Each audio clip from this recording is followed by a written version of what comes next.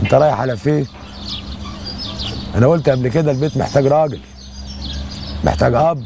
وهل تعتقد ان الرجولة والبطولة يمكن ان تكون من خلال بوابة الحزب الوطني؟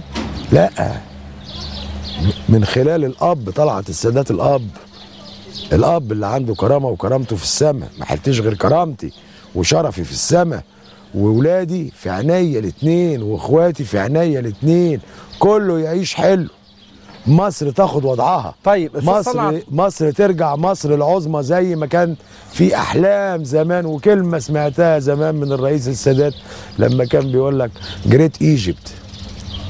جريت ايجيبت دي يعني مصر العظمى، مش مصر اللي بالحاله اللي احنا فيها، اللي قطر احسن مننا النهارده.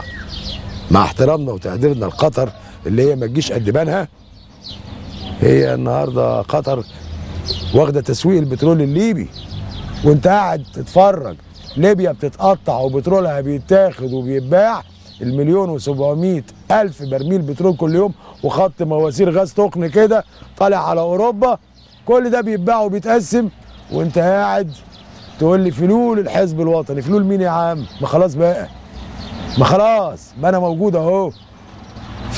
فلول مين؟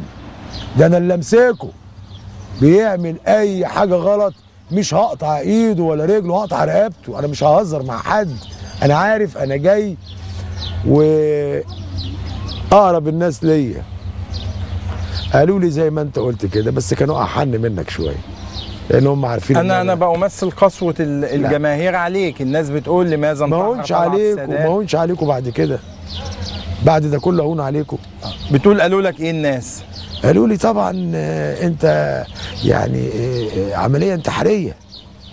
قلت لهم عشان مصر.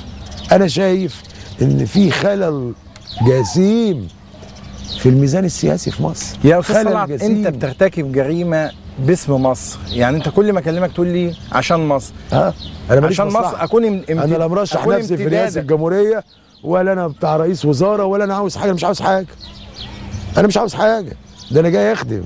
طب ليه تشيل اوزار حزب الناس كلها؟ ما راحوا يعني في داهيه الحزب الوطني، ما راحوا في داهيه وخلاص. وفي الزنازين في ملحق مزرعه ترى، هم دخلوا الملحق ده سنه كام؟ 2011. انا حسني مبارك دخلوني سنه 82، 1982 دخلوني، كنت انا نزيل هناك.